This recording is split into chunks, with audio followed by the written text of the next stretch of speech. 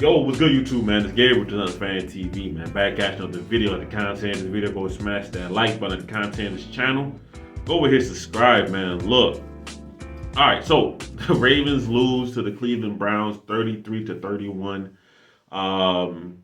in a game that went a lot of different ways that I didn't see happening, right? So, win, lose, draw, we got to talk about it all. I'm going to be here to talk about it, all right? So, um, I got a daughter, right? Just random, right? And I got a daughter, okay? And when she does things, I don't typically get mad. I'd be more like disappointed of why did you do that? You know what I mean? So for this Ravens performance, it kind of leaves me with that same feeling, right?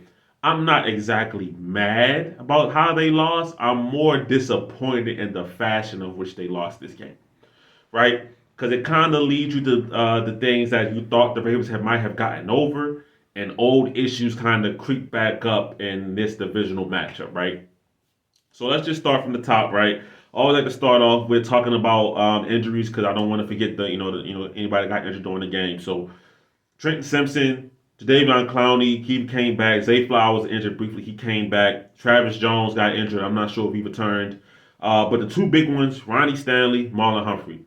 Now, I'm no doctor. I don't know anything about Marlon Humphrey's injury, but it did not look good. All right, non-contact, put his foot in the ground, pulled up. Never a good sign. All right, so I'm bracing for the worst when it comes to Marlon Humphrey. But like I said, I'm no doctor. I don't know what happened. I mean, I'll find out when you find out, right? Ronnie Stanley got his leg rolled up on. He seems to have terrible luck with that. I don't know if there's anything you could do about that as an offensive lineman. But it just seems to be a bad luck kind of thing for Ronnie Stanley, right? That keeps happening to him. Hopefully he's okay, but he could not return to the game. All right, so sorry, excuse me. That's the injuries right there, for the game, right? So let's talk about what happened on the field, right? Good, bad, and ugly, right? So when we start off this game, first quarter, the Ravens are truly the best first quarter team in the NFL. They showed the stats. I think it was something like they've scored 76 points at that point in time. They had scored 76 points in the first quarter, only allowed 16, so a differential of 60 plus points, all first in the league, right? Um, and they start off like that, right? So, you get two touchdowns early. Kyle Hamilton with a great play, pick six on, I think it was literally the second play of the game. Um, Great play. You're feeling good. Keaton Mitchell, right? Draw a play, takes it to the house. What was that? I think it's like 39, 40-yard gain on that play. You're feeling good. Browns get a field goal. It's 14-3. The Ravens feel like they're in control of this game, okay? But something old creeped back into the Ravens, all right? And that's when they come out hot in the first quarter and then they settle down for the rest of the game, right? That second quarter was downright abysmal for multiple reasons, and the second half was even worse, right? So um, let's talk about the offense, right? Let's talk about the good he did. Let's talk about the bad he did. So for today, for the Ravens offense, right? I thought that in the first half, under center was really working well. When you talk about running the ball, play action, Lamar looked comfortable back there. I think of the ball to Zay over, a little crossover the middle. I think about rolling out the pocket, getting it to Bateman. He looked comfortable with the play action game, right? And that's something that I highlighted that, the Ravens should use a lot of play action, slow down the pass rush, whatever, and that would be a key to the game. And it looked like it was going that way, right? For whatever reason, they got away from the under center. It was more shotgun oriented, a little bit more pistol in there, and they didn't look as comfortable in those looks. I'm just gonna be completely honest with you, right? Um, so that's one good thing, right? That under center stuff, right? The receivers were okay, right? Zay had a good game. I think he had like 5 catches for 70 yards, something like that. They had a decent game. All right. But the bad to me, like I said, I already said it. They got away from what was working, right? And that's Ty Monkey. They got away from what was working. The Ravens under center game was working. The Browns were having a hard time stopping the run, and hitting them with the play action. The Browns having a hard time dealing with that. The Ravens got away from that for whatever reason. Okay, that's the first thing right there, right? Can't really say that. Second thing is we gotta talk about Lamar. All right, now Lamar to me is still playing the best he's played as a quarterback in this league, right? He's still, I think, a high front runner for the MVP, all of those kind of things, right? He missed massive momentum plays today, and we got to be honest about these kind of things, okay? The slot fade to Zay Flowers is a touchdown. You got to hit it. the first interception he throws, okay, it's Rashad Bateman. Rashad Bateman has a step on the corner. He massively underthrows the ball. Now, before that play, Lamar was hit out of bounds. It should have been a penalty. It wasn't called. It is what it is. You know what I mean? You ain't going to get them all. I can't really remember the last time I saw Lamar Jackson get hit that hard. But, at the end of the day, you're not going to get them all. It is what it is, right? Um, on the very next play, he throws that interception, short arms it, past his chest. That's my fault, okay? Lamar Jackson and the deep ball accuracy has to get better. It has to, right? I can't make any excuses for it, right? Last week, the Ravens blow out the Seahawks 37-3 or what have you. Rashad Bateman is open deep twice. And then Lamar Jackson overthrows him both times, okay? In this game, Rashad Bateman's open deep again. Lamar underthrows his short arms to throw. Zay Flowers, slot fade, is open. Touchdown. Lamar Jackson misses it. Okay, I love Lamar, but if we can't criticize every player on the team equally, then I can't do the videos, right? I gotta be completely honest with about every single player on this team, and I was disappointed with that. The deep shots were there, and when they're there, you gotta take them. All right, so this Ravens offense on the day ended up still had over 300 yards of total offense. Still had over 100 yards of total offense. Still had 200 yards passing. Excuse me, plus. So Lamar finished the day 13-23, 223, one touchdown, two picks, sacked 3 times. Also ends up being the leading rusher. Now this is the issue right here. Okay, Gus Edwards has 11 carries, 24 yards, 2.2 yards a carry. Keaton Mitchell has 3 carries for 33 yards, 3 carries for 34 yards, 11.3 yards a carry. Right? That's it. Keaton Mitchell was cooking this game. It's no way that you give this guy 3 carries and that's it. It doesn't make any sense.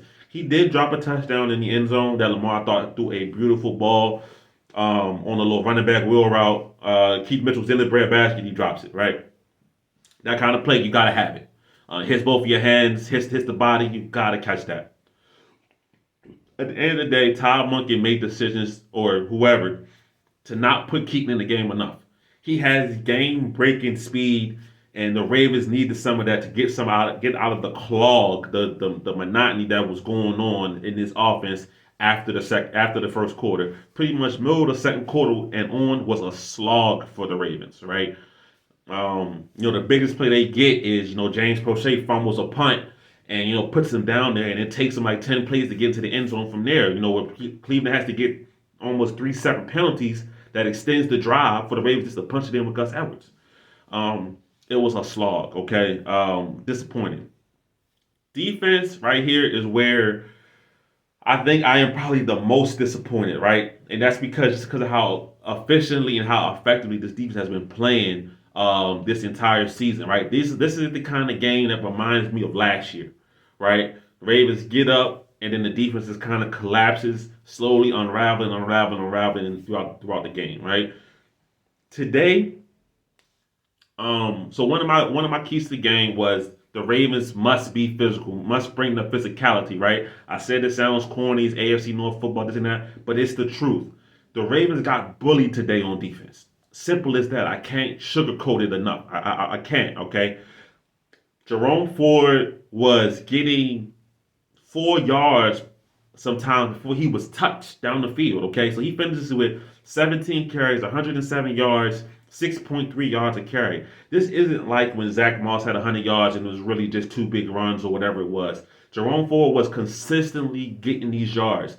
The Cleveland is with 2 backup offensive tackles, and the Ravens could get no push for most of this game, right? They had a couple of stops on 3rd and 1s, but on 4th and 1, the Browns ended up getting the conversion anyway, right? So the Ravens today did pretty much what you cannot do in an AFC North game, is that's not be physical enough.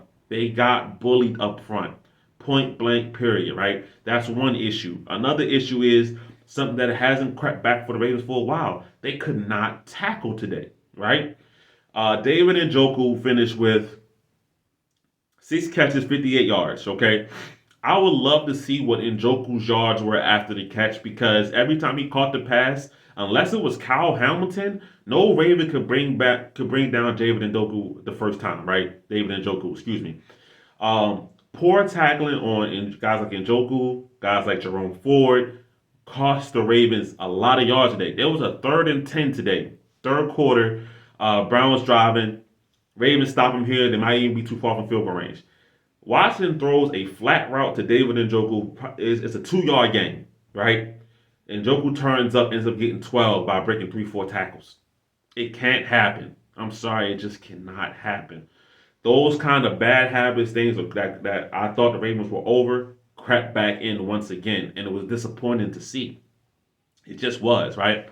Um, I didn't like that poor tackling. I thought that was a massive thing. Deshaun Watson, right? Deshaun Watson ended up 20 and 34, 213, one touchdown, one pick. Ravens ended up getting 4 sacks today. But Deshaun Watson maneuvered the pocket smartly and used the Ravens' over aggressive rush against them. This is what I mean. The Ravens lost contain on Deshaun Watson the entire game. Even when it was the first quarter and the Ravens were playing well, it was 14-3. We all happy, excited. Deshaun Watson was still able to break the pocket up the middle and scramble for yards. If he was healthier, Deshaun Watson could have ran for a lot of yards on the Ravens, like a whole bunch of yards, right? But he's not as healthy, so he's sliding, doing whatever. One time, he could have got a first down. He slid like a yard short. That was in the first half. So I didn't like that, right? There was no adjustment to that. There was no, hey, look, guys, be smarter in your rush lanes. Maybe close down inside more, shrink the gaps. None of that.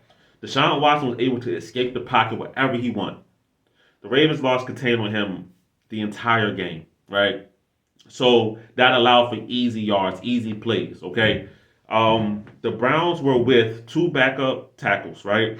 Like I said, the Ravens had 4 sacks. They had some QB hits. They had pressure. They did. Odafe has a big play in this game where he gets a strip sack on Deshaun Watson.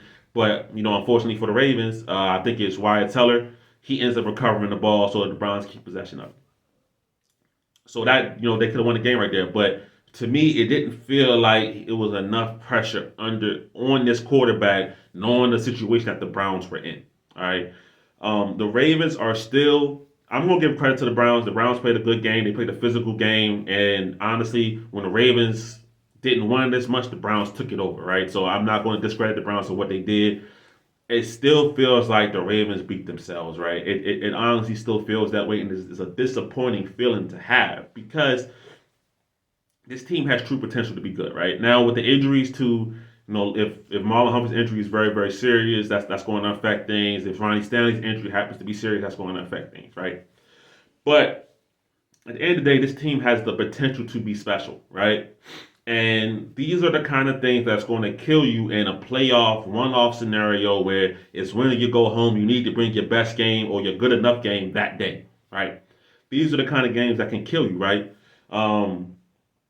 Poor tackling, poor execution, not prepared, right? These are the kind of things that the Ravens, it looked like out there. It looked like the Ravens got up 14-3 and stopped playing, all right?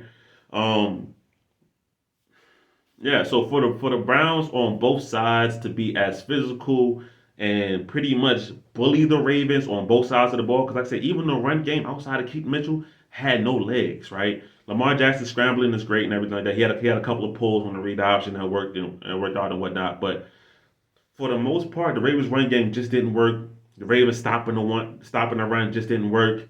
A lot of things that we have been accustomed to seeing so far this year just did not work, right? So for me, offensively, they got away from what was working under center, play action, run the ball early on in the game, right? Early on in the game, that was working. When they started going to shotgun, pistol, seemed like the Browns had a better hold on that run game, and they were able to stop it easier. That's just my opinion on how I saw it, right? Ravens had one play where Lamar and Gus kind of ran into each other under center, trying to hand the ball off, and it looked like after that they just kind of stopped going to it as much, which is disappointing. All right, then on defense, like Mike McDonald is still the assistant of the year and everything like that, but it just the Browns had too many things going on where it's not the Ravens to make an adjustment, right? Like I said, the rushing up in the pass lanes, in the rush lanes, excuse me, let Deshaun Watson escape easily. Not enough physicality up front. And then another thing was Deshaun Watson was killing the Ravens over the middle of the field, right? I mean, these over the ball routes was pretty much somebody from this runs from the side and it sits pretty much right in front of the quarterback. I saw Amari Cooper do it. I saw David Njoku do it. These routes were open all game, right? So your Patrick Queens, your Roquan Smiths, this is your area of the field that guys are just sitting and camping in right there. Easy completions happening again and again and again.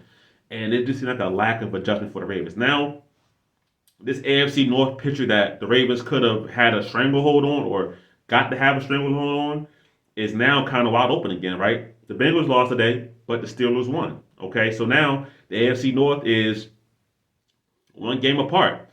Ravens are 7-3, Steelers are 6-3, Browns are 6-3, Bengals are 5-4. Now the Ravens have to go and play. Well, I mean, it's going to be here in Baltimore, but the Ravens have to play the Bengals on Thursday. They lose that game, they drop to 7-4.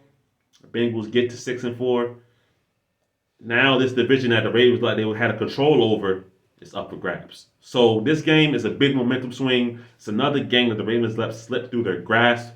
And like I said, I'm not mad about it. I'm more disappointed that the Ravens let it happen. That's kind of what it felt like. The game was going on, and they were just letting the things happen to them. They were rolling with the punches instead of fighting back. And yeah, that was disappointing to see. So that's my thoughts on it, man. This one is a little longer than usual, but there's a lot to talk about this game. So definitely give me your thoughts and ideas in the comments, man, and we'll talk about it there. It's Gabriel, just on Fan TV. I'm out.